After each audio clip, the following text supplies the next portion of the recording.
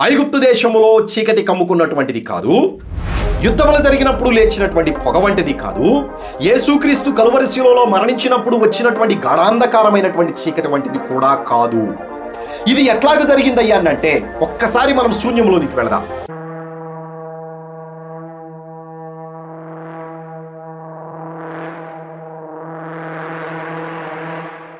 Praise the Lord. దేవునికి మహిమ కలుగును గాక. ప్రభు పేరట మరొకసారి మీ అందరికీ నా హృదయపూర్వకమైనటువంటి వందనాలు. ప్రకటన గ్రంథ వర్తమానాలకు మరొకసారి మిమ్మల్ని ప్రేమపూర్వకంగా ఆహ్వానిస్తూ ఉన్నాం. దేవుని వాక్యములో నుంచి ప్రకటన గ్రంథము 8వ అధ్యాయము 12వ వచనాన్ని ఈరోజు మనం ధ్యానం చేద్దాం. చదువుతూ ఉన్నాను. 4వ దూత బూర ఊదినప్పుడు సూర్య చంద్ర నక్షత్రములలో 3వ భాగము చీకటి కమ్మునట్లును, పగటిలో 3వ భాగము సూర్యుడు ప్రకాశింపకుండునట్లును, రాత్రిలో 3వ భాగము చంద్ర నక్షత్రములు ప్రకాశింపకుండునట్లును, వాటిలో 3వ భాగము కొట్టబడెను. ప్రార్థన చేసుకుని దేవుని యొక్క వాక్యాన్ని ధ్యానించుకుందాం. ప్రేమాస్వరూపి మహిమ కలిగిన మా యేసు ప్రభువా, మరొక పర్యాయం ఈ దినాన మీ పాదాల చెంతకు వస్తూ ఉన్నాం నాయనా. నీ సన్నిధిలో నిలబడడం మాకు ఆశీర్వాదం, శ్రేష్టము, జీవము. ప్రభువా, నీ బిడ్డలుగా నీ వారసులుగా ఉండడానికి మీరు మమ్మల్ని పిలిచారు. నీ ప్రసన్నతను మాకు అనుగ్రహించారు. నిత్యము మమ్మల్ని విడవక నాయనా తండ్రి మీ దృష్టిలో మీ సన్నిధిలో మమ్మల్ని ఉంచుతూ వచ్చినందుకు మీకు వందనాలు. ప్రత్యేకించి ప్రకటన గ్రంథం గురించి మీరు మాతో మాట్లాడమని ప్రార్థిస్తూ ఉన్నాం. కనికర పూర్ణుడా, సమస్త హృదయములను ఎరిగిన దేవుడవు, ఎవరికి ఏ రీతిగా నీ వాక్యము నాయన అందించవలసి ఉన్నదో అయా సమస్త హృదయములను ఎరిగిన దేవుడవు కనుక మీరు మాట్లాడి హృదయములను తృప్తిపరచండి, వారి మనస్సులను వాక్యం వైపు ఆకర్షించండి. మీ నామమునకు ఘనత, మహిమ, ప్రభావాలు కలుగునట్లుగా మీరే మా అందరితో మాట్లాడి సర్వసత్యమును తెలుసుకోగలిగే కృపను మాకు అనుగ్రహించమని యేసయ్య పుణ్యనామమును అడిగి వేడుకొని ప్రారంభించుకుంటున్నాము తండ్రి, ఆమెన్. ఇక్కడ మనం చదువుకున్నటువంటి వాక్య భాగంలో 4వ దూత బూర ఊదినప్పుడు సూర్య చంద్ర నక్షత్రములలో 3వ భాగము చీకటి కమ్మెను. మొదటి పాయింట్. రెండవది, పగటిలో 3వ భాగము సూర్యుడు ప్రకాశింపకుండునట్లును, పగటిలో 3వ భాగము సూర్యుడు ప్రకాశింపకుండునట్లును. ఇది రెండవది. 3వ భాగం, రాత్రిలో 3వ భాగము చంద్రుడు నక్షత్రములను ప్రకాశింపకుండునట్లును అని వ్రాయబడి ఉన్నది. 4వ దూత బూర ఊదారు. మొదటి 3 దూతల బూరల గురించి మనం ధ్యానం చేశాం. మొదటి దూత బూర ఊదినప్పుడు రక్తముతో మిళితమైనటువంటి వడగండ్లు, అగ్నియు పుట్టెను అని మనం చదువుకున్నాం 8వ అధ్యాయం మొదటి భాగంలో. రెండవ దూత బూర ఊదినప్పుడు భయంకరమైనటువంటి సునామీ వచ్చినట్లుగా మనం చూసాం. తర్వాత 3వ దూత బూర ఊదినప్పుడు ఒక పెద్ద నక్షత్రము, మండుచూ ఉన్నటువంటి నక్షత్రము ఆకాశము నుండి వ్రాలి నదుల 3వ భాగం మీద పడెను అనే మాట మనం చదువుకున్నాం. ఈ మూడిటి గురించి మనం ధ్యానం చేశాం. ఒకసారి మనము ధ్యానం చేసిన వాటిని వెనుకకు తిరిగి ఒక్క నిమిషం మనం ఆలోచించినట్లయితే, భూమి అందంతటా రక్తముతో మిళితమైన వడగండ్లు పడ్డాయి. దాని వలన 3వ భాగము కాలిపోయింది. భూమి పచ్చని గడ్డంతయు కాలిపోయింది. చెట్లలో 3వ భాగము కూడా కాలిపోయినాయి. రెండవ దూత బూర ఊదినప్పుడు సముద్రము అంతటా, ప్రపంచమంతటా, చుట్టుపక్కల, భూమికి చుట్టుపక్కల ఉన్నటువంటి సముద్రం అంతటిలో కూడా సునామీ వచ్చినట్లుగా, భయంకరమైన సునామీ వచ్చినట్లుగా మనం చూసాం. ఇక్కడ 4వదిగా 4వ దూత బూర ఊదినప్పుడు శూన్యములో ఉన్నటువంటి సూర్య చంద్ర నక్షత్రములలో 3వ భాగము చీకటి కమ్మెను. ఈ మాట కొంచెం జాగ్రత్తగా ఆలకించండి. సూర్య చంద్ర నక్షత్రములలోనూ 3వ భాగము చీకటి కమ్మెను అని మనం చదువుకుంటూ ఉన్నాం. ఈ మాట జాగ్రత్త గుర్తుపెట్టుకోండి. చీకటి వేరొక ప్రయోగము వలన కలగలేదు. కేవలం దేవుడు చెప్పిన మాటను బట్టియే సూర్యుడు, చంద్రుడు, నక్షత్రాలు, వాటిలో నుంచి వచ్చేటువంటి ఆ వెలుగుని 3వ భాగము దేవుడు కొట్టివేశాడు. ఇప్పుడు 24 గంటల్లో 12 గంటలు సూర్యుడు మనకు కనబడతాడు, 12 గంటలు చంద్రుడు కనబడుతూ ఉంటాడు. ఆ తర్వాత 2వ భాగాన్ని మనం గమనించినప్పుడు పగటిలో 3వ భాగము కూడా సూర్యుడు ప్రకాశింపకుండునట్లు అంటున్నాడు. మొదటి భాగములోనేమో సూర్యుడు 3వ వంతు తన వెలుగును ప్రకాశింపకుండా చేశాడు దేవుడు.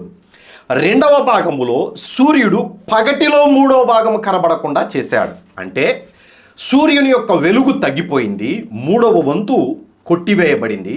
కొట్టివేయబడినటువంటి ఆ సూర్యుడు ఈ యొక్క పగలు రాత్రి అనేటువంటి ప్రక్రియలో సూర్యుడు కనబడేటువంటి పగలులో మూడవ భాగం కొట్టివేయబడ్డాడు.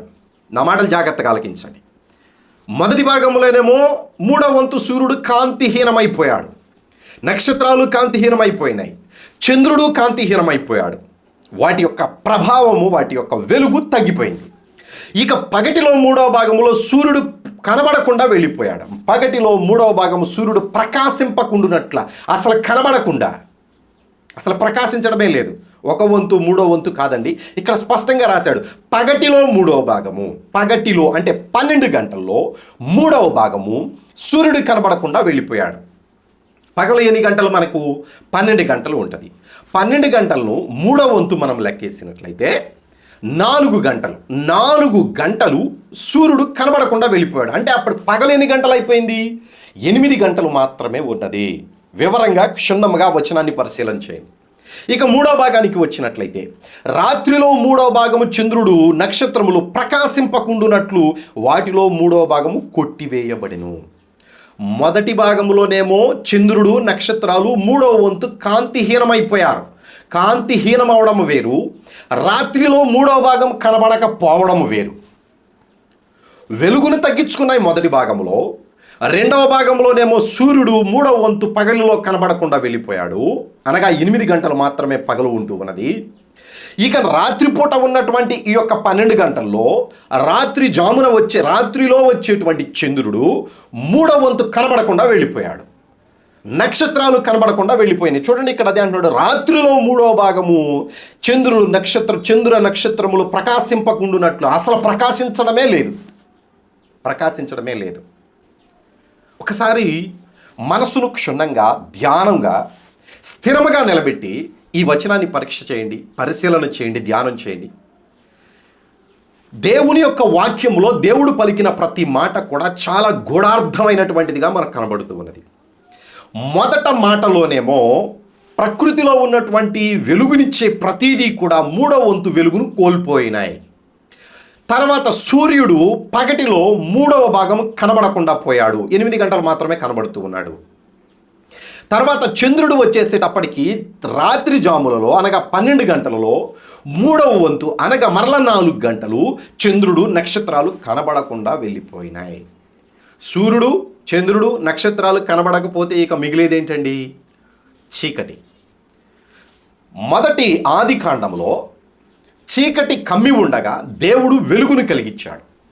చీకటి వెలుగు రెండు పగలు రాత్రి అని మనందరికీ తెలుసు, దీని గురించి నేను చెప్పాల్సిన అవసరం లేదు. అయితే రాత్రిలో మూడవ భాగము చంద్రుడు కనబడకుండా పోతే చీకటి అధికమవుతుంది. అసలు పగటిలో మూడవ భాగము కూడా కనబడకపోతే ఇక చీకటి యొక్క సమయం ఎంత పెరిగిపోయింది? 24 గంటల్లో 8 గంటలు మాత్రమే సూర్యుడు ప్రకాశిస్తూ ఉన్నాడు. మిగిలినటువంటి 16 గంటలు చీకటే రాజ్యమేలుతూ ఉన్నది. సహోదరులారా, ఈ యొక్క దూత బోర కాలము 5 నెలలు. ఈ 5 నెలల పాటు ఉన్నటువంటి ఈ యొక్క చీకటి దరిదాపుగా 16 గంటల పాటు చీకటే ఉంటూ ఉన్నది. 8 గంటలు మాత్రమే పగలు ఉంటూ ఉన్నది. ఈ మాట జాగ్రత్తగా గమనించండి. ఎందుకు దేవుడి యొక్క ప్రక్రియను ప్రకృతిలో చేస్తూ ఉన్నాడు అనంటే, సమస్తమును సృజించినటువంటి వాడు దేవుడే. ఆయన చేసినటువంటి వాటి మీద ఆయనకు అధికారము ఉన్నది అని మనుషులు మర్చిపోయి నిజమైన దేవునిని విడిచి లోక సంబంధమైన వాటిని వెతకడం వలన, వారి చేతులతో చేసుకున్నటువంటి విగ్రహాలకు నమస్కారము చేయడం వలన, తనను సృజించినటువంటి దేవునిని మర్చిపోయిన మనుషులకు దేవుడు తనను తానే కనబరుచుకోవడం కష్టము గనుక దేవుని యొక్క ప్రభావము ఏమిటి, ఎవరి వలన ఈ కార్యములు జరుగుతూ ఉన్నవి అని దేవుడు తన నామమును ప్రకటించుకుంటూ భూమి మీద శూన్యములో ఈ కార్యములన్నిటినీ చేస్తూ ఉన్నాడు. జలములు దేవుని మాటకు లోబడుతూ ఉన్నాయి. ఆకాశము నుంచి పడుతూ ఉన్నటువంటి ఆ యొక్క వడగండ్లు కూడా దేవుని మాటకు లోబడుతూ ఉన్నాయి. సూర్య చంద్ర నక్షత్రాలు దేవుని మాటకు లోబడుతూ ఉన్నాయి అని జనము తెలుసుకోవాలి. భూమి మీద ఉన్న ప్రతి మనిషి తెలుసుకోవాలి. కనుకనే దేవుడు ఈ కార్యాలన్నీ చేస్తూ ఉన్నాడు. ఇది బహుభయంకరమైనటువంటిది. మనుషులందరికీ కూడా ఎన్నడూ ఊహించనటువంటి ఒక అతీతమైనటువంటి కాలాన్ని రుచి చూడబోయేటువంటి సమయం. 16 గంటలు చీకటి, 8 గంటలు మాత్రమే పగలు. 16 గంటలు చీకటిలో ఆ చీకటి కూడా ఏ రీతిగా ఉండబోతుంది అనేటువంటిది వాక్యానుసారంగా మనం చూద్దాం. బైబిల్లో చీకటి కమ్మినటువంటి సందర్భాలు కొన్ని ఉన్నాయి. మీ అందరికీ తెలుసు. మొట్టమొదటిగా దేవుడు సృష్టి క్రమాన్ని ప్రారంభించేటప్పుడు మొదటిగా చేసినటువంటిది వెలుగుని, అనగా అప్పటికి చీకటి ఉన్నది. ఆ చీకటిని వెలుగుని వేరుపరచి దేవుడు మంచిదని చేశాడు. ఆ చీకటి వలన, ఆ పగలు వలన 12 గంటలు పగలు, 12 గంటలు చీకటి, రాత్రి పగలు అనేటువంటిది మనిషికి దేవుడు ఇచ్చినటువంటి కాలము. ఇకపోతే దేవుడు తనను తాను కనబరుచుకోవడానికి, తనను తాను మనుషులకు పరిచయం చేసుకోవడానికి దేవుడు చేసినటువంటి ఈ ప్రకృతి అంతటిలో కూడా అధికారము దేవునిదే. ఆయనకు మాత్రమే మనము లోబడాలి అనేటువంటిది మనుషులకు జ్ఞాపకము చేస్తూ దేవుడు అనేక పర్యాయాలు అనేక మంది రాజులకు, అనేక మంది ప్రజలకు కొన్ని అద్భుతాల వలన, ఆశ్చర్యాల వలన అనేక గొప్ప కార్యాలను చేశాడు. వీటిలో చీకటిని ఉపయోగించి దేవుడు మహిమ పొందుకున్నటువంటివి చాలానే ఉన్నాయి. నా మాటలు జాగ్రత్తగా ఆలకించండి. ఐగుప్తు దేశంలో మనందరికీ తెలిసినటువంటి ఒక భయంకరమైనటువంటి చీకటి 3 దినాల పాటు కమ్ముకున్నది.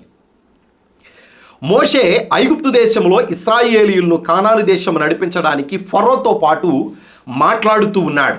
ఒక విధముగా ఆత్మ సంబంధమైన యుద్ధమే చేస్తూ ఉన్నాడు. దేవుడు చెప్పిన ప్రతి మాట ఫరో దగ్గరకు తీసుకుని వెళ్ళి చెప్తూ అనేక అద్భుతాలను చేస్తూ కనబరుస్తూ వచ్చాడు. ఫరో ఆ తెగులు పోయినంత వరకేమో మోషేని బ్రతిమలాడుతూ ఉన్నాడు. తెగులు పోయిన తర్వాత కఠిన హృదయం కలిగినటువంటి వాడై మరలా ఇశ్రాయేలీయులను పోనివ్వడానికి ఇష్టపడడం లేదు. అటువంటి సందర్భంలో మోషే దేవునికి ప్రార్థన చేశాడు. ప్రార్థన చేసినటువంటి ఈ మోషేకి దేవుడు చెప్పినటువంటి మాట ఏమిటయ్యా అనంటే, నిర్గమాకాండము 10వ అధ్యాయము 21వ వచనంలో, అందుకు యెహోవా మోషేతో ఇట్లనెను, ఆకాశము వైపు చేయి చాపుము, ఐగుప్తు దేశము మీద చీకటి, చేతికి తెలియనంత చిక్కని చీకటి కమ్ముకొనును అని చెప్పాడు. గోషేను ప్రాంతంలోనేమో ఇశ్రాయేలీయులు ఉన్నారు, ఐగుప్తు దేశంలోనేమో ఐగుప్తీయులు ఉన్నారు. ఆ ప్రాంతంలో దేవుడు ఇశ్రాయేలీయులను సపరేట్ చేసి, దేవుడు ఐగుప్తీయులకు మాత్రము, ఐగుప్తు దేశంలో ఉన్నటువంటి వారికి మాత్రము చీకటినిచ్చాడు. ఆ చీకటి కూడా అరచేతికి తగిలేటువంటి చీకటి. ఈ చీకటి ఎన్ని దినాలు ఉన్నది? 3 దినాలు ఉన్నది. నా మాటలు జాగ్రత్తగా ఆలకించండి. దినము అనగా 12 గంటల పగలు, 12 గంటల రాత్రి, రెండింటిని కలిపి ఒక దినము అంట. మనం 24 గంటలు ఒక దినానికి, అది మనందరికీ తెలిసిన సత్యమే. అయితే ఇక్కడ 24 గంటల పాటు కటిక చీకటి ఆ ప్రాంతం అంతటా కూడా ఆవరించి ఉన్నది. పక్కన గోషేను ప్రాంతంలో మాత్రము దేవుని బిడ్డలకు వెలుగును దేవుడు ప్రకాశింపజేశాడు. వెలుగు ఇశ్రాయేలీయుల మధ్య ఉంటూనే ఉన్నది. సహోదరులారా, ఒకసారి క్షుణ్ణంగా ధ్యానం చేయండి. ఐగుప్తు దేశంలో ఉన్నటువంటి ఫరో దగ్గర నుంచి ఐగుప్తు దేశంలో ఉన్నటువంటి వారందరికీ కూడా దేవుడు ఆ చీకటిని వారికి అనుగ్రహించడానికి గల కారణం ఏమిటయ్యానంటే, వారు నిజదేవుని తెలుసుకోవడం లేదు. వారికి ఉన్నటువంటి దేవతలను, వారికి ఉన్నటువంటి వాటిని ఆరాధించి దేవునిని అవమానపరుస్తూ ఉన్నారు, దేవునిని ధిక్కరిస్తూ ఉన్నారు. ఆధ్యాత్మికంగా మనం ఆలోచించినట్లయితే దేవుడు ఏ చీకటినైతే వాళ్ళ మధ్యలో 3 దినాలు ఉంచాడో, వారు జీవిత కాలమంతయు కూడా ఆ చీకటిలోనే ఉంటూ ఉన్నారు. కనుక చీకటిని రూల్ చేసేటువంటి దేవుడు, చీకటిని చీల్చి వెలుగును ప్రకాశింపజేసే దేవుడు మనుషుల జీవితాలలో అంధకార సంబంధమైనటువంటి చీకటిని నుండి విడుదల కలిగించి ఆత్మ సంబంధమైనటువంటి ఆ దేవుని జీవపు వెలుగులోనికి మనుషులను ప్రవేశింపజేసే దేవుడు ఉన్నాడు అని తెలియజేయడానికి ఆధ్యాత్మికంగా అక్కడ మనం ఆలోచించవచ్చు. ప్రకృతి సంబంధమైనటువంటి చీకటి అక్కడ ఉన్నది, కానీ ఐగుప్తీయులందరూ కూడా ఆత్మ సంబంధమైన చీకటిలో నివాసం చేస్తూ ఉన్నారు. ఈ కాలంలో కూడా చాలామంది అదే చేస్తూ ఉన్నారు. దేవుని ప్రభావాన్ని గుర్తెరగడం లేదు, దేవుని యొక్క మాటలకు విలువనివ్వడం లేదు, దేవుడు ఏది చెయ్యగలడు అనేటువంటిది మనుషులకు అర్థం కావడం లేదు. కొంతమంది దేవుని యొక్క కార్యాలు చదువుతూ ఉన్నప్పుడు ఇది నిజంగా జరుగుతుందా అని అంటూ ఉన్నారు. అక్షరాల సమస్తాన్ని దేవుడు చేసి చూపించాడు అనేటువంటిది ఈ బైబిల్లో జ్ఞానవాక్యంలో దేవుడు మనకు అనుగ్రహించినటువంటి ఉదాహరణలు. ఇది జరిగినటువంటి చరిత్ర. ఇందులో ఉన్నటువంటి ప్రతి మాట కూడా తీసివేయడానికి వీలు లేదు. గమనించండి, ఐగుప్తు దేశంలో జరిగినటువంటి ఆ 3 దినాల చీకటి అరచేతికి తగిలినటువంటిది. ఎంత కఠినమైనటువంటి చీకటి ఉన్నదో ఒకసారి ఆలోచన చేయండి. ఇది భూమి మీద జరిగినటువంటి ప్రకృతి సంబంధమైన ప్రక్రియ కంటే అతీతముగా జరిగింది. 3 దినాల పాటు ఆ చీకటి ఐగుప్తు దేశంలో మాత్రమే ఉన్నది. ఇది భూమి మీద జరిగినటువంటి కార్యాలలో మొదటి కార్యం. ఇక ప్రవక్తల దగ్గరకు మనం వచ్చినట్లయితే యావేలు ప్రవక్త కూడా 3వ అధ్యాయం 15వ వచనంలో సూర్య చంద్రులు తేజోహీనులైరి, నక్షత్రములు కాంతి తప్పిపోయెను అనే మాటలు మనం చదువుకుంటూ ఉన్నాం. ఈ యావేలు భక్తుడు ఎందుకు చెప్పాడు ఈ మాటలు? యావేలు భక్తుడు చెప్పాడు. తర్వాత ఐగుప్తు నాశనమును గురించి హెస్కేలు భక్తుడు 32వ అధ్యాయములో చెప్పాడు. నేను నిన్ను ఆర్పివేసి ఆకాశ మండలమును మరుగు చేసేదను, నక్షత్రములను చీకటి కమ్మ చేసేదను, సూర్యుని మబ్బు చేత కప్పేదను, చంద్రుడు వెన్నెల కాయకపోవును అనే మాట యెహెజ్కేలు భక్తుడు కూడా ప్రవచించాడు. యెషయా గ్రంథంలో కూడా ఈ ప్రవచనాలు ఉన్నాయి. ఇవన్నీ ఎందుకు వ్రాయించాడు దేవుడు? ఈ చీకటి అనేటువంటిది ఎట్లా ఉత్పత్తి అయింది? దేవుడు ఐగుప్తు దేశంలో చెప్పినట్లుగానే మనము ప్రకృతిలో చూస్తూ ఉన్నటువంటి ఈ చీకటినే సూర్య చంద్ర నక్షత్రాలకు కమ్ముకొని, లేదా ఐగుప్తు దేశపు ఏరియా వరకు ఆ ప్రాంతము వరకు మాత్రమే ఉన్నటువంటి చీకటి, ఇక్కడ ప్రవక్తలు ప్రవచించినటువంటి చీకటి ఒకటేనా? కాదండి. ఇక్కడ ప్రవక్తలు ప్రవచించినటువంటి చీకటి దేనిని గురించి ప్రవచించారయ్యా అనంటే, యావేలు ఏమో యెహోషాపాతు లోయలో జరుగుతూ ఉన్నటువంటి యుద్ధమును బట్టి ప్రకటించాడు. నా మాటలు జాగ్రత్తగా వినండి. యెహోషాపాతు లోయలో దేవుడు యుద్ధము చేయబోతూ ఉన్నాడు అన్యజనుల సమూహములతోటి. ఈ మాట జాగ్రత్త గుర్తుపెట్టుకోండి.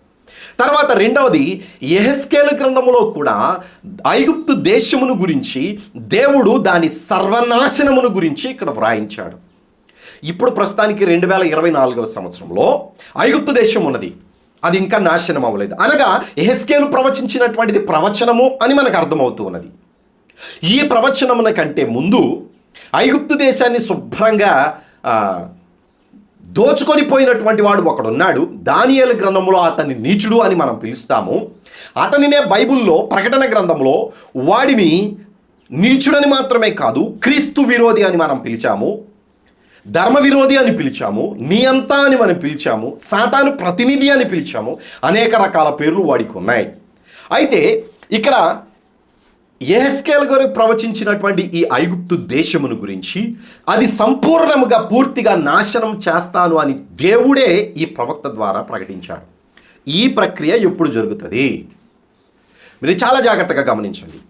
ప్రకటన గ్రంథంలో, ఇక బైబిల్లో ఎక్కువగా ఎక్కడా కూడా చీకటి కమ్ముకున్నట్లుగా పెద్దగా మనం గమనించము. కానీ ఐగుప్తు దేశంలో 3 దినాల చీకటి తర్వాత అతి ఘోరమైనటువంటి చీకటి, ప్రకటన గ్రంథము 7 సంవత్సరాల కాలాన్ని దేవుడు నియంత అయినటువంటి వాడికి ఇచ్చాడు. ఈ 7 సంవత్సరాలలోనే ప్రభు అయిన యేసుక్రీస్తు పరలోకములో 7 ముద్రలు విప్పదీశాడు. ఈ 7 సంవత్సరాల్లోనే తెగుళ్ళు ఉన్నాయి, ఈ 7 సంవత్సరాల్లోనే శ్రమలు ఉన్నాయి, ఈ 7 సంవత్సరాల్లోనే దేవుని దగ్గర నుంచి భూమి మీదకు వచ్చినటువంటి 3 రకాల భయంకరమైనటువంటి శ్రమలను మనం చూస్తాం. ఈ 7 సంవత్సరాలలో అనేక దేశాలు ఇశ్రాయేలీల దేశముతో యుద్ధము చేయటం కూడా మనం చూస్తాం. ఇశ్రాయేలీల దేశము మీదకి యుద్ధమునకు వచ్చి అనేక మంది అన్యజనులు ఆ దేశాన్ని సర్వనాశనము చేయాలి, ఇక లేకుండా చేయాలి అని చెప్పేసి ఆ ఐగుప్తు దేశము నుంచి కూడా, శత్రు దేశాల నుంచి, అన్యజనులలో నుంచి ఈ యొక్క ఇశ్రాయేలీల దేశాన్ని లేకుండా చేయాలి. భూమి మీద దేవుని యొక్క మార్గమును ప్రకటిస్తున్న వాళ్ళు వీరు అని సాతాను తెలుసుకున్నాడు గనుక దేశాలలో ఎక్కువ మంది దేశాలు ఈ యొక్క ఇశ్రాయేలీల దేశానికి శత్రువులుగానే ఉంటారు. వీరందరూ కలిసి ఒకసారి గుంపుగా వచ్చారండి ఈ యొక్క ఇశ్రాయేలీల దేశం మీదకి. ఇశ్రాయేలీల దేశం మీదకి వచ్చినటువంటి వీరందరినీ కూడా దేవుడు యెహోషాపాతు లోయలోనికి నడిపించి ఆ కాలంలో ఇశ్రాయేలీలకు జరిగినటువంటి ఆ భయంకరమైనటువంటి వేదన శోధన అంతా ఇంతా కాదు. వారి యొక్క ప్రాంతాలను విడిచిపెట్టి వెళ్ళవలసి ఉన్నది. పట్టణంలో ఉన్నవారు త్వరగా పరిగెత్తి ఊరి దాటి వెళ్ళవలసి ఉన్నది. పల్లెటూరులో ఉన్నటువంటి వారు అక్కడ నుంచి పరిగెత్తుకుంటూ వచ్చి వేరొక ప్రాంతాలలోనికి వెళ్ళవలసి ఉన్నది. ఆ కాలంలో గర్భిణీ స్త్రీలకు వేదన. ఆ దినములు భయంకరమైనటువంటి స్థితిలో ఇశ్రాయేలీలు బహు వేదన పడుతూ ఉన్నారు. యుద్ధములు, భయంకరమైనటువంటి వాతావరణము.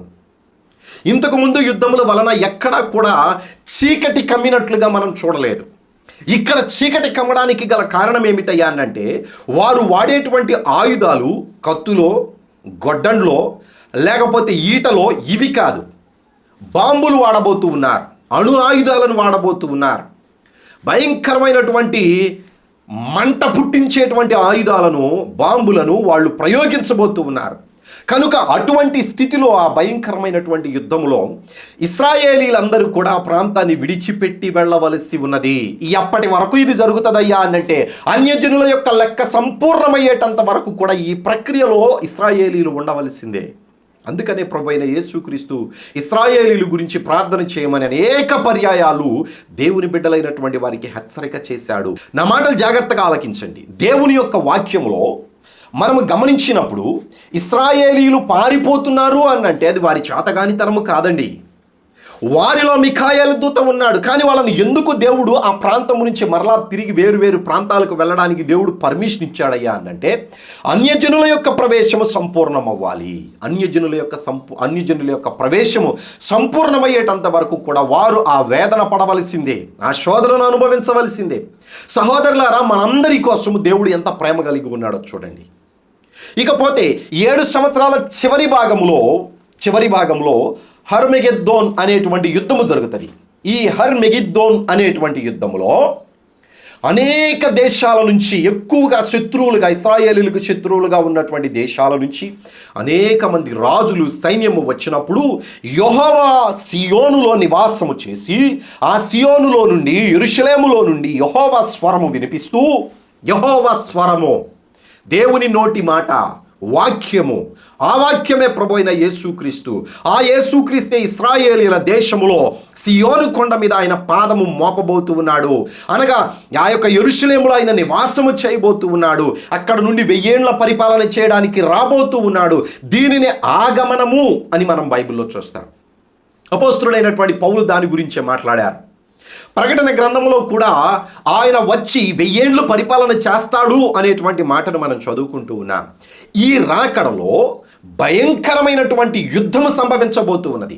ఆ యుద్ధములో ఇశ్రాయేలీలను పూర్తిగా లేకుండా చెయ్యాలి అని చెప్పి అనేక దేశాలు కలిసి వచ్చినప్పుడు వారి యొక్క ఎముకలు సైతం కూడా ఆ లోయలలో, యెరూషలేము వీధులలో, పట్టణముల్లో, పల్లెటూరుల్లో, ఊరి గౌనులలోనూ, చుట్టుపక్కల ఉన్నటువంటి ప్రాకారము దాటి ప్రతి స్థలములోను, ముట్టడి వేసినటువంటి ప్రతి స్థలములోను వారు నాశనమైపోతారు.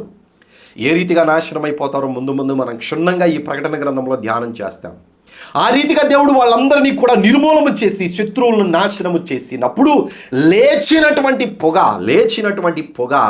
సూర్యుడిని, చంద్రుడిని, నక్షత్రాలని సమస్తమును కూడా చీకటి కలుగజేసింది. ఇది నిజమేనా అనంటే మబ్బు సూర్యుని కమ్మెను అనేటువంటి మాట యెహెజ్కేలు గారు చెప్తూ ఉన్నాడు. చదువుదాం ఆ మాట మరొకసారి. నేను నిన్ను ఆర్పివేసి ఆకాశ మండలమును మరుగు చేసేదను. ఎవరి గురించి చెప్తున్నాడు ఈ మాట? ఐగుప్తు దేశం గురించి. అప్పటికి ఐగుప్తు దేశంలో ఉన్న ఆస్తి అంతా కూడా తీసుకుని వెళ్ళిపోయాడు ఈ నియంత అయినటువంటి వాడు. దానితో పాటు వాడు సైన్యాన్ని కొనుక్కున్నాడు. దానితో పాటు వాళ్ళ యొక్క ఆస్తులను పెంచుకున్నాడు. వాడి జ్ఞానాన్ని పెంచుకోవడానికి కావలసిన సామాగ్రి అంతటిని, వాడి సైన్యాన్ని పెంచుకోవడానికి తగినటువంటి మనుషులను, వాళ్ళకి కావలసిన ఆయుధాలను సమకూర్చుకోవడానికి అనేక ప్రాంతాల నుంచి వీడు దోపుడు సొమ్ము తెచ్చుకున్నాడు. అందులో ఐగుప్తు కూడా ఒకటి. దానియేలు గ్రంథం 11వ అధ్యాయంలో ఇదంతా క్షుణ్ణంగా మనం చదవగలం. అయితే ఇక్కడ ఐగుప్తు దేశం మరలా తిరిగి వచ్చి తను సంపాదించుకోవాలి అనేటువంటి ఆశతోటి మిళుకుమంటూ ఉన్నటువంటి తన జీవమును సమకూర్చుకొని, సైన్యాన్ని సమకూర్చుకొని వచ్చినప్పుడు అసలు పూర్తిగా లేకుండా దేవుడు దాన్ని నాశనం చేయబోతున్నాడు. ఈ ఇశ్రాయేలీలను బహువేదన పెట్టినటువంటి దేశము, ఈ దేశం ఏమనుకుంటుందో తెలుసా? నేను కొదమ సింహము వంటి వాడను అనుకుంటుంది. నీళ్లలో నేను మొసలి వంటి వాడను అని అనుకుంటుంది. దేవుడు దానిని ఈడ్చి భూమి మీద పడవేసి దానిని శుభ్రంగా చేయవలసిన న్యాయము చేసి ఇక ఎన్నడూ కూడా ఐగుప్తు దేశం అనేటువంటిది లేకుండా చేస్తాను అని దేవుడు చెప్పినప్పుడు ఆ యుద్ధములో ఐగుప్తు దేశము ఓడిపోయిన తరువాత ఆ ఐగుప్తు దేశం యొక్క సైన్యాన్ని సర్వనాశనం చేయడానికి శత్రువులు వాడినటువంటి ఆయుధాల వలన వచ్చినటువంటి పొగ, మబ్బు, ఆ యొక్క మేఘము, ఆ చీకటి కలిగినటువంటి కారు మబ్బు సూర్యునిని కమ్మెను అనే మాట ఇక్కడ వ్రాశాడు చూడండి. నక్షత్రములను చీకటి కమ్మునట్లు కమ్మజేసేదను, సూర్యుని మబ్బు చేత కప్పెదను. ఎంత చక్కగా వ్రాశాడు చూడండి. సూర్యుడంట మబ్బు చేత కప్పబడతాడు అని వ్రాయబడి ఉన్నది. ఆ తర్వాత చూడండి, చంద్రుడు వెన్నెల కాయకపోవును. ఐగుప్తు నాశనం అయిపోయేటప్పుడు జరిగేటువంటి కార్యం ఇదంతా కూడా. యావేలు ప్రవచించినటువంటి ప్రవచనమేమో శత్రువులు అనేక మంది వచ్చినప్పుడు జరిగినటువంటి కార్యము. ఇవన్నీ కూడా యుద్ధములు జరిగినప్పుడు లేచినటువంటి ఆ పొగ వలన ఎంత విస్తారమైనటువంటి ఆయుధాలు వాడకపోతే సూర్యుడికి మబ్బు కమ్మేటంత విధముగా ఆ యొక్క మేఘము లెగుస్తూ ఉన్నది, పొగలెగుస్తూ ఉన్నది అని అంటే ఎంత దారుణముగా ఆ యుద్ధాలు జరుగుతాయో ఒకసారి ఆలోచించండి సహోదరులారా. నువ్వు ఎంతగా చదివించింది ఏంది, నువ్వు చెబుతున్నది ఏంది అంటారేమో. నేను 2 రకాల చీకటిల గురించి చెప్పాను. సూర్యుడు, చంద్రుడు, నక్షత్రాలు చీకటి కమ్మేటువంటి విధానాల గురించి 2 గురించి చెప్పాను. ఒకటేమో ఐగుప్తు దేశంలో దేవుడు తనను తాను కనబరుచుకుంటూ చేసినటువంటిది, అది 3 దినాలు మాత్రమే ఉన్నది. ఐగుప్తు దేశము గురించి, శత్రు సైన్యము గురించి ఇశ్రాయేలీల దేశం మీదకు వచ్చినప్పుడు దేవుడే కార్యమును జరిగించి ఆయుధాల ద్వారా వాళ్ళందరినీ కూడా సర్వనాశనం చేసినప్పుడు అక్కడ లేచినటువంటి పొగ సూర్యుడిని, చంద్రుడిని, నక్షత్రాలను కూడా కప్పివేసినప్పుడు జరిగినటువంటి గాఢాంధకారమైనటువంటి చీకటి.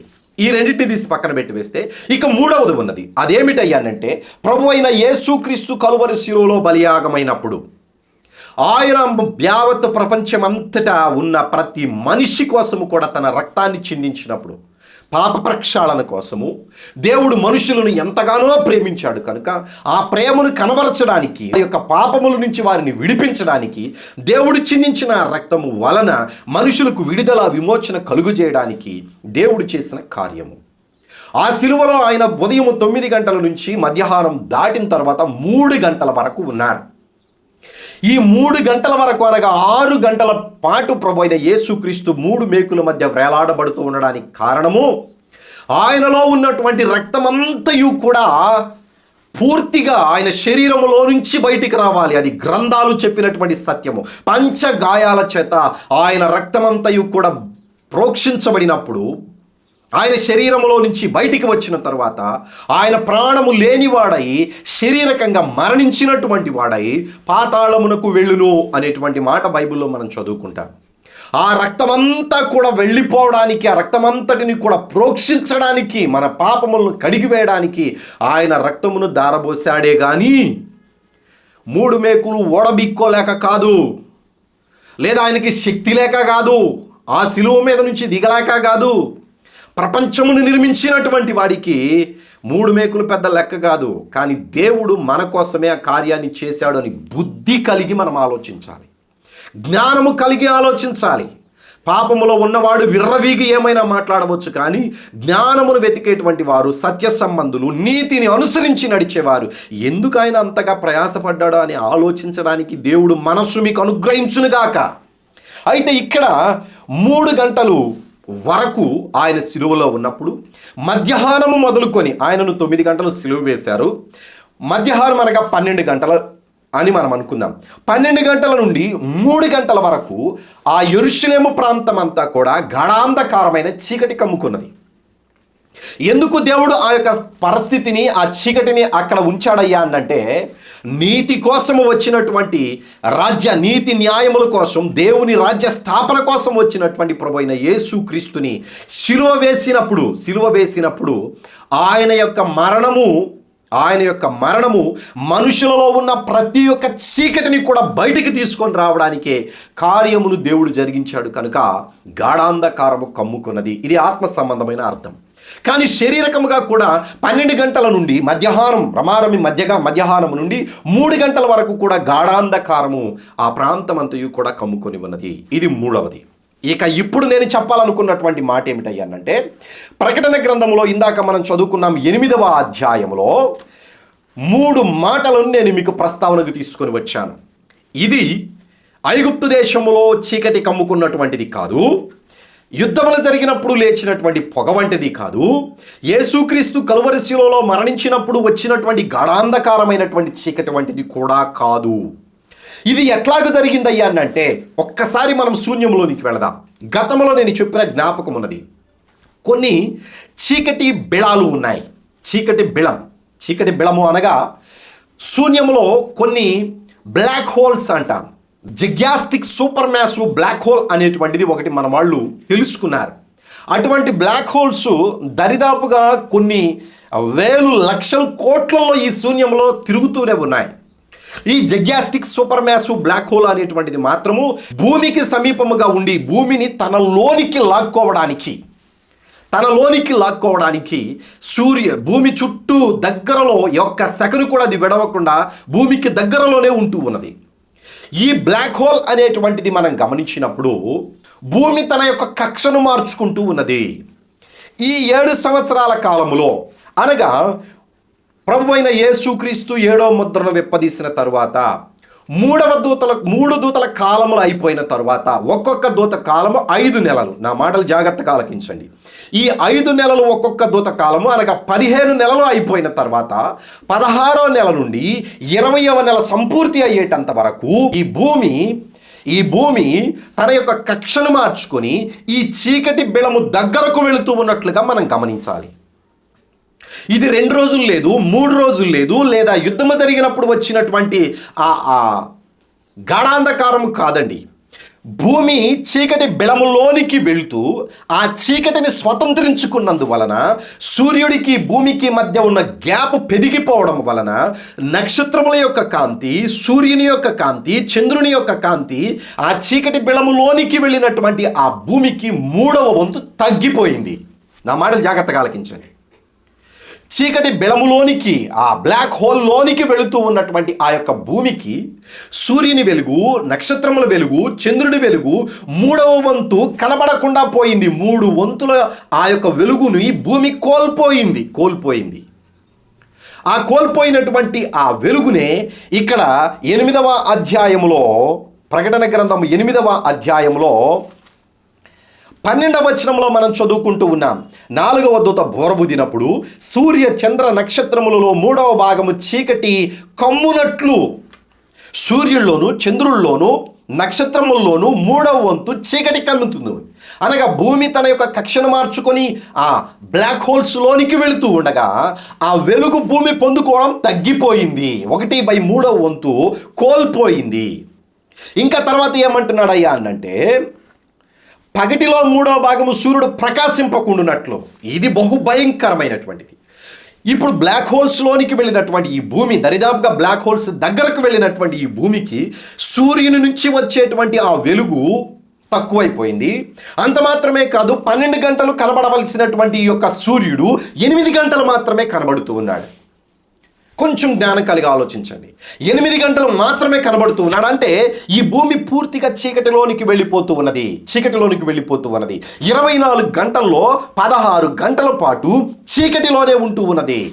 మరలా తిరిగి భూమి తన చుట్టూ తాను తిరుగుతూ సూర్యుని చుట్టూ తిరగవలసినటువంటి సమయం వచ్చినప్పుడు ఆ 8 గంటలు మాత్రమే సూర్యుని చుట్టూ తిరగడానికి ఆ బ్లాక్ హోల్ భూమిని లాగేసుకుంది, తన కక్షను మార్చుకున్నది. ఖచ్చితంగా 12 గంటలు పగలులో భూమి తిరగడానికి లేకుండా చీకటి వైపు 12 గంటలు, పగలు వైపు 12 గంటలు ఉండడానికి ఆ కక్ష తప్పిపోయి పగటిలో సూర్యుడు ప్రకాశింపకుండా 3వ వంతు కొట్టివేయబడింది. అంటే 12 గంటల్లో 3వ భాగము కొట్టివేయబడింది గనుక చీకటి అధికమైపోయింది. 16 గంటల పాటు చీకటి ఉన్నది. ఇక రాత్రి జాములో మనం చూసినప్పుడు రాత్రిలో చంద్రుడు నక్షత్రాలు ప్రకాశించాలి. ఈ చంద్రుడు నక్షత్రాలు ప్రకాశించడంలో కూడా 3వ వంతు ఆ చంద్రుడు నక్షత్రాలు కనబడకుండా వెళ్ళిపోయారు. ఇది ఎంత భయంకరమో చూడండి. అనగా చంద్రుడు నక్షత్రాలు కనబడనటువంటి ఆ చీకటి ప్రాంతంలోనికి వెళ్ళినటువంటి భూమికి 16 గంటలు భయంకరమైనటువంటి చీకటిని అనుభవించబోతూ ఉన్నది. అప్పుడు సంఘం భూమి మీద ఉన్నది. సాతానుడు భూమి మీదనే ఉన్నాడు. సాతాను యొక్క అనుచరులు భూమి మీదే ఉన్నారు. ఇశ్రాయేలీయులు భూమి మీద ఉన్నారు. భూమి మీద మనుషుల యొక్క జీవనం కొనసాగుతూనే ఉన్నది. 16 గంటల చీకటిలోనికి భూమి వెళ్ళిపోయిన తర్వాత మనుషుల యొక్క ఆందోళన అంతా ఇంత కాదు. దానికంటే ముందు భయంకరమైనటువంటి సునామీ వచ్చింది. దాని తర్వాత ఒక నక్షత్రము భూమి మీదకి రాలి నీళ్ళన్నీ చేదైపోయినాయి. ఒకసారి సిచ్యువేషన్ ఆలోచించండి. సునామీ భయంకరమైనటువంటి పగిలించి వెళ్ళిన తరువాత, తాగడానికి నీళ్లు చేదైపోయిన తర్వాత, అసలు మనుషులు వెతుక్కునేటువంటి చీకటిలోనికి భూమి వెళ్ళిపోతే 16 గంటల పాటు మనుషుల యొక్క హృదయములు ఎట్లాగూ ఉంటాయి ఒకసారి ఆలోచించండి. భయంకరమైనటువంటి ఆందోళనకు గురి అవుతాయి. ఎక్కడా కూడా మనుషులలో ధైర్యము అనేటువంటిది ఉండదు. అదే ప్రభు అయిన యేసుక్రీస్తు లూకాసు వార్త 21వ అధ్యాయంలో స్పష్టముగా వ్రాయించి ఉంచారు. ఆ దినములలో జరిగేటువంటి సంగతిని గురించి ఎంత చక్కగా వ్రాయించారో చదువుతున్నాను, ఒకసారి వినండి. లూకా రాసినటువంటి సువార్త 21వ అధ్యాయము 25 నుంచి చదువుతూ ఉన్నాను. మరియు సూర్య చంద్ర నక్షత్రముల్లో సూచనలను ఇక్కడ సూర్య చంద్ర నక్షత్రాల్లో సూచనలని చెప్తూ ఉన్నాడు. ఆల్రెడీ దేవుడు ఏమి చేయాలి అనుకున్నాడో వాటన్నిటిని ముందుగానే మనకు తెలియచేశాడు. 2000 సంవత్సరాల క్రితమే సమస్తము ఏ కొంచెము కూడా కొదువు లేకుండా సమస్తాన్ని మనకు తెలియజేసినటువంటి దేవుడు, ఆయన చెప్పినటువంటి మాటలలో ఒకదానికి ఒకటి పొసగకుండా ఏదీ లేదు. అన్నీ కూడా చక్కగా సెట్ అయినాయి. ఒక్కడి కూడా ఒక మాటకి ఇంకొక మాటకి విరోధం అనిపించడం లేదు. దేవుడు ముందుగానే శరీరధారిగా భూమి మీద ఉన్నప్పుడు ఆయన చెప్పాడు, మరియు సూర్యచంద్ర నక్షత్రముల్లో సూచనలు కనబడును, భూమి మీద సముద్ర తరంగముల ఘోష వలన కలవరపడి జనములకు శ్రమయు కలుగును. సముద్రము యొక్క తరంగముల ఘోష వలన, నేను ముందు చెప్పాను మీకు. 2వ దూత బూర ఊదినప్పుడు ఏమి జరిగింది? ఒక పెద్ద కొండ వచ్చి సముద్రములో పడవేయబడింది. సముద్రం అంతా ఒకటే, భూమి మీద ఉన్న సముద్రం అంతా ఒకటే. మన వాళ్ళు పేర్లు పెట్టుకున్నారు, కానీ ఒక్కసారి మనం వెనకకు వెళ్ళి చూసినట్లయితే సముద్రం అంతా ఒకటే. భూమి 3వ భాగం ఉన్నది, సముద్రము 3 రెట్లు ఉన్నది. ఒక భాగమేమో భూమి ఉన్నది, 3 భాగాలు సముద్రం ఉన్నది. ఈ భూమి చుట్టూ సముద్రం ఆవరించి ఉన్నది. ఆ సముద్రములో పడింది ఒక పెద్ద కొండ.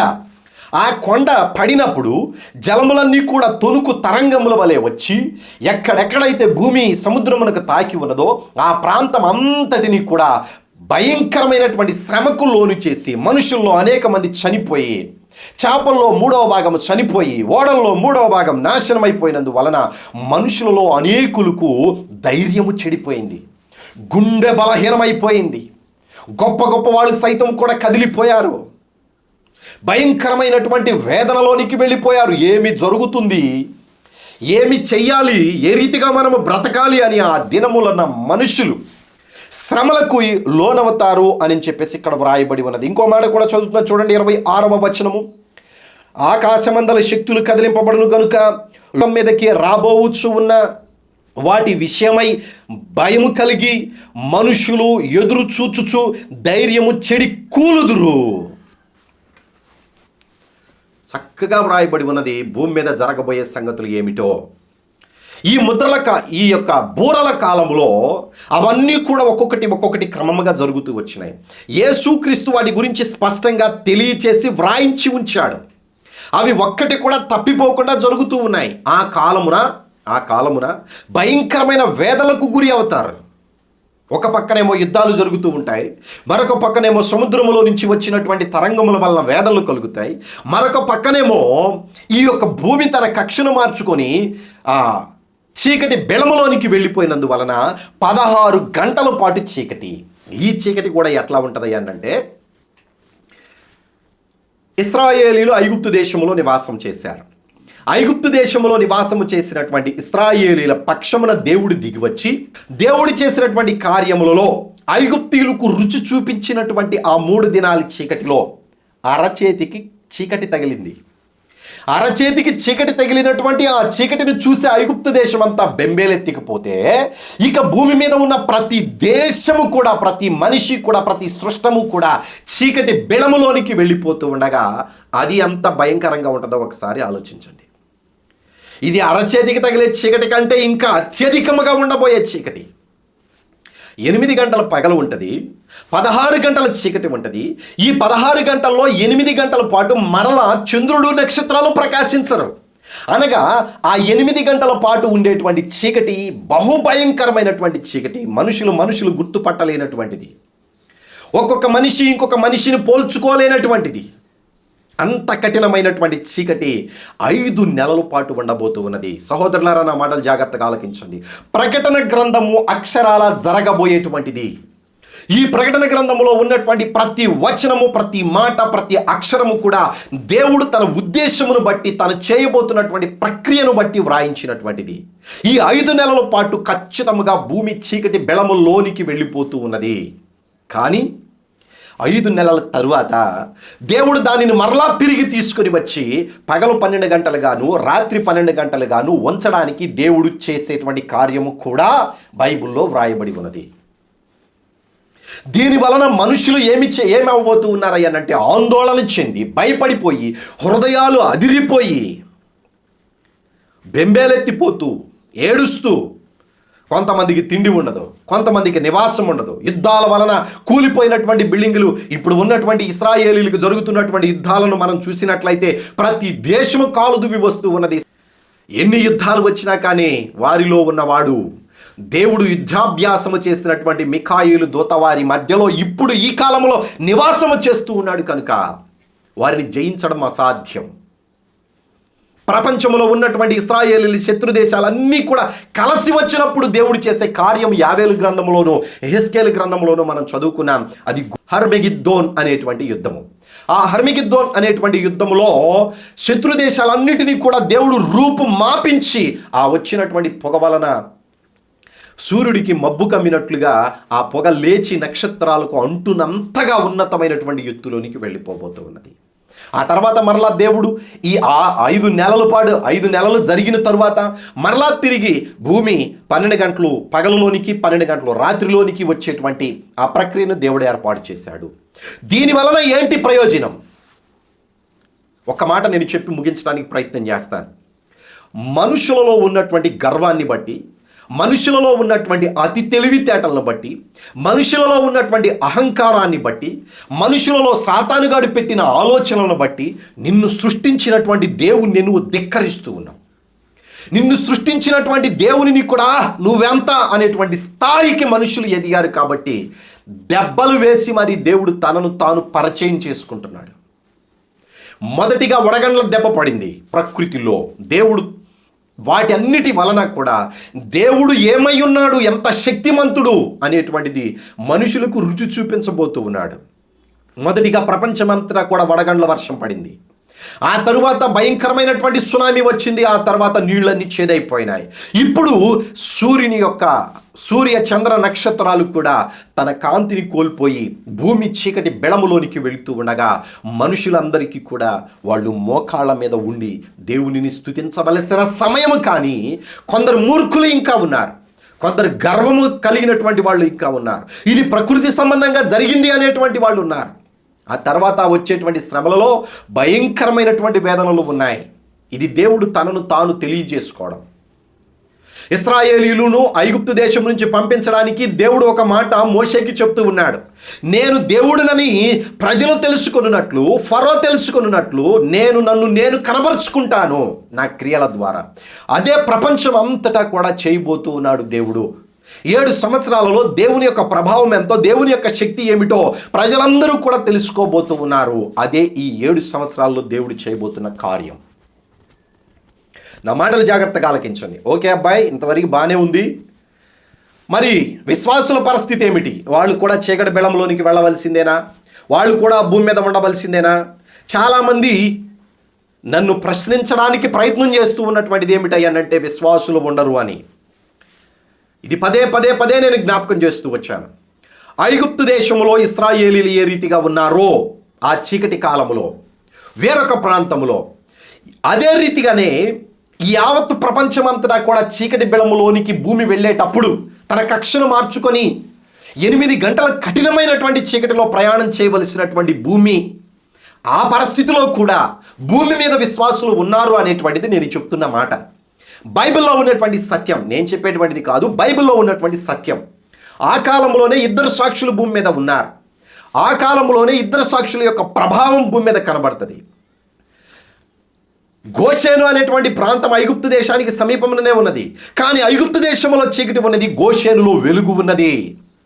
నా దేవుడు చేయదలుచుకుంటే ఏదైనా చేయగలడండి. ఆ 8 గంటలు దేవుని నమ్ముకున్న బిడ్డలకు ఒక ప్రత్యేకమైనటువంటి స్థానాన్ని దేవుడు ఇచ్చాడు. ఒక ప్రత్యేకమైనటువంటి ప్రాంతంలో దేవుడు విశ్వాసులు ఉంచడానికి 2 సాక్షుల గైడెన్స్ వలన దేవుడు వారికి ప్రత్యేకమైన ప్రాంతాన్ని నియమించాడు. 12వ అధ్యాయము ప్రకటన గ్రంథము 12వ అధ్యాయము 6వ వచనాన్ని చదువుతున్నాను. ఆ స్త్రీ అరణ్యమునకు పారిపోయెను, అచ్చట వారు 1260 దినములు ఆమెను పోషింపవలెనని దేవుడు ఆమెకు ఒక స్థలమును సిద్ధపరిచెను. ఎవరిని పోషించాలి? భూమి మీద ఉన్నటువంటి క్రైస్తవ సమాజాన్ని ఎవరు పోషించాలి? 2 సాక్షుల యొక్క ఆధ్వర్యములో, 2 సాక్షుల యొక్క నడిపింపులో యావత్తు ప్రపంచమంతటా ఉన్న క్రైస్తవులకి సాతానుడు రాకుండా ఉండడానికి, నీ అంత కంటపడకుండా ఉండడానికి, అబద్ధ ప్రవక్త కంటపడకుండా ఉండడానికి, 1260 దినాలు కాయడానికి క్రైస్తవులకు దేవుడు ఇచ్చిన ప్రత్యేకమైనటువంటి స్థలము ఆ 2 సాక్షులకు తెలుసు. అందరూ ఒకే చోట ఉంటారా? క్రైస్తవులు అనేటువంటి వారు అటువంటి వాతావరణాన్ని ఏర్పాటు చేసుకుంటారా అనేటువంటిది ముందు మనం చూస్తాం. ఖచ్చితంగా ఏ ప్రాంతంలో, ఏ దేశంలో క్రైస్తవులు ఉన్నా కానీ వారు ఆ ప్రాంతంలోనే నివాసం ఉండేటువంటి విధముగా ప్రత్యేకమైనటువంటి స్థలమును దేవుడు వారికి అనుగ్రహించబోతూ ఉన్నాడు. ఆ స్థలంలోనే ఉంటారు వాళ్ళు. అక్కడి నుంచే దేవునిని స్తుతిస్తూ ఉంటారు. భూమి మీద నుంచి స్తుతి యాగములు మానవు, దేవునిని స్తుతించడం ఆగదు. సహోదరి సహోదరులారా, ఈ 4వ దూత బూర ఊదిన కాలంలో క్రైస్తవులు భూమి మీద ఉన్నారు. ఆ క్రైస్తవులకు ప్రత్యేకమైనటువంటి ప్రాంతాన్ని దేవుడు కేటాయించాడు. ఆ ప్రాంతంలో ఉండేటువంటి వారు, ఆ ప్రాంతంలో నివాసము చేయవలసినటువంటి వారు 2 సాక్షుల యొక్క ఆధ్వర్యములో వాళ్ళు నడవవలసిందే. ఈ 2 సాక్షులు చాలా ప్రాముఖ్యమైనటువంటి వారు. ఆ కాలంలో యావత్తు ప్రపంచానికి 2.5 సంవత్సరంలో ఈ 2 సాక్షుల యొక్క మాటను బట్టి, దేవుడు వారి నోట ఉంచిన మాటను బట్టి ప్రకృతి కూడా వాళ్ళకు లోబడేటువంటి విధముగా దేవుడు వారిని సిద్ధపరచబోతూ ఉన్నాడు. ఇది ఉన్నతమైనటువంటిది. కాబట్టి బైబిల్ గ్రంథంలో మనం అనేక పర్యాయాలు ఈ చీకటిని గురించి చదువుకుంటూ వచ్చాం. కానీ ఈ చీకటి అనేటువంటిది భూమి మీద జరిగినటువంటి వాటికంటే అతీతముగా దేవుడు చేయబోతూ ఉన్నాడు. 16 గంటల పాటు చీకటి ఉంటుంది, 8 గంటలు మాత్రమే పగలు ఉంటుంది. ఈ 5 నెలలు దాని నుంచి తప్పించుకునే నరుడు లేడు. ఇంతవరకు మీకు అర్థమైందని భావిస్తూ ఉన్నాను. దయచేసి మీరు వింటూ ఉన్నటువంటి ఈ వాక్యాలను అనేకులకు పరిచయం చేయండి, లైక్ చేయండి, అనేకులకు షేర్ చేయండి. ఉన్న వాక్యమును వాక్యముగా ఉందా లేదా అని బైబిల్ దగ్గర పెట్టుకొని మీరు చదవగలిగినట్లయితే నిజంగా నేను ఎంతగానో సంతోషిస్తాను. బైబిల్లో ఉన్నటువంటి వాక్యాలను ఆధారం చేసుకొని మనం మాట్లాడుతూ ఉన్నాం. ఎవరో ఒకరు చెప్పినటువంటిది కాదు, లేదా ఈ విధంగా చెప్తే బాగుంటుంది అనేటువంటి ఉద్దేశంతో కూడా ఇక్కడ బోధించబడడం లేదు. కనుక విన్నటువంటి వారందరూ కూడా ఆ రీతిగా ఉన్నదా లేదా అని ఒకసారి పరీక్ష చేయండి. దేవుని కృప మీ అందరికీ తోడై ఉండును గాక. వందనాలు. సెలవు తీసుకుందాం.